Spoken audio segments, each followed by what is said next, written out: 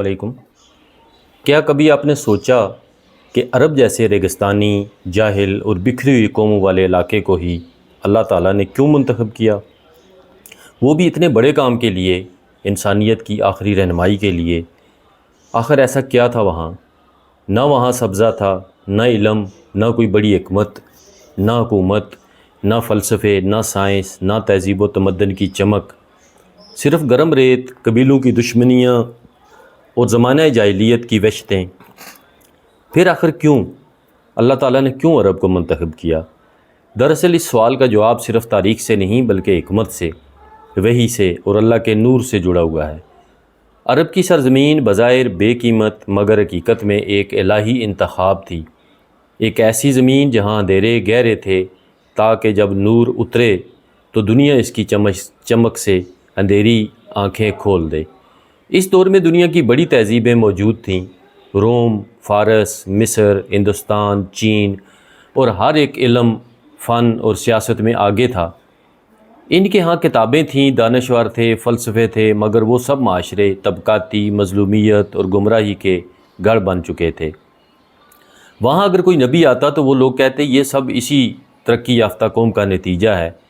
پھر اللہ نے وہ مقام چنا جہاں نہ حکومت تھی، نہ فلسفہ، نہ بادشاہ، نہ کوئی یہ کہہ سکے کہ اسلام کسی نظام کی پیداوار تھا، مگر عرب کے پاس ایک خزانہ تھا اور وہ تھی عربی زبان۔ یہ زبان فصاحت، بلاغت اور گہرائی میں بے مثال تھی۔ عرب کے بدو قبیلے اگرچہ بے علم تھے مگر وہ اپنی زبان سے عشق کرتے تھے۔ ان کی شاعری، محاورے، ضرب الامثال اور گفتگو میں ایسی طاقت تھی کہ جب قرآن نازل ہوا تو وہ دم بخود رہ گئے۔ وہ جانتے تھے کہ یہ کسی انسان کا کلام نہیں ہو سکتا۔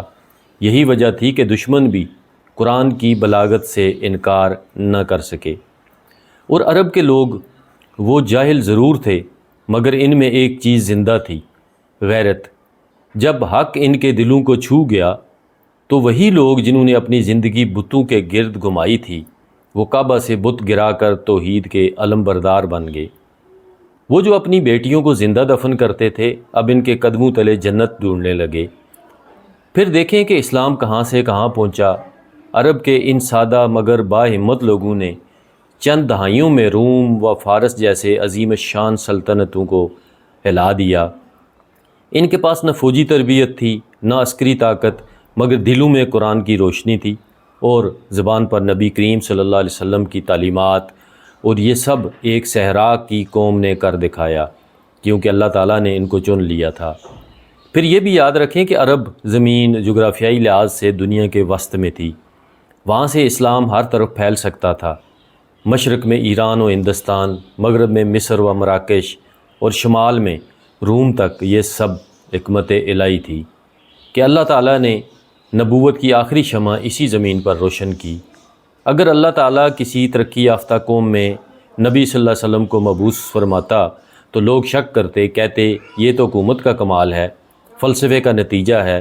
مگر جب ایسی بے نظام بکھری ہوئی قوم سے انسانیت کی نجات شروع ہوئی تو یہ صرف اور صرف اللہ کی قدرت کا ثبوت تھا۔ اللہ تعالیٰ نے عرب کو چنا تاکہ وہ دنیا کو دکھا سکے کہ تبدیلی وسائل سے نہیں، وحی سے آتی ہے۔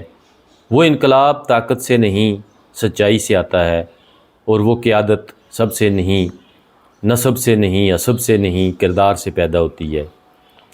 محمد صلی اللہ علیہ وسلم کی بعثت عرب میں ہوئی مگر ان کا پیغام پوری انسانیت کے لیے تھا۔ وہ صرف عرب کے نبی نہیں تھے، وہ رحمت للعالمین تھے۔ اللہ تعالیٰ نے اپنے محبوب کو ایسی زمین میں مبعوث کیا جہاں سے نہ صرف پیغام حق نکلے بلکہ اس کے اثرات قیامت تک باقی رہیں۔ تو جب کوئی یہ سوال پوچھے کہ اللہ تعالیٰ نے عرب میں ہی نبی کیوں بھیجا تو آپ کہہ سکتے ہیں تاکہ اندھیرے میں جلنے والا چراغ ساری دنیا کو روشن کر دے۔ ناظرین، امید ہے آج کی ویڈیو آپ کو پسند آئی ہوگی۔ آپ سے گزارش ہے کہ چینل کو لائک، سبسکرائب اور شیئر ضرور کیجیے۔ ملتے ہیں اگلی ویڈیو میں، تب تک کے لیے اللہ حافظ۔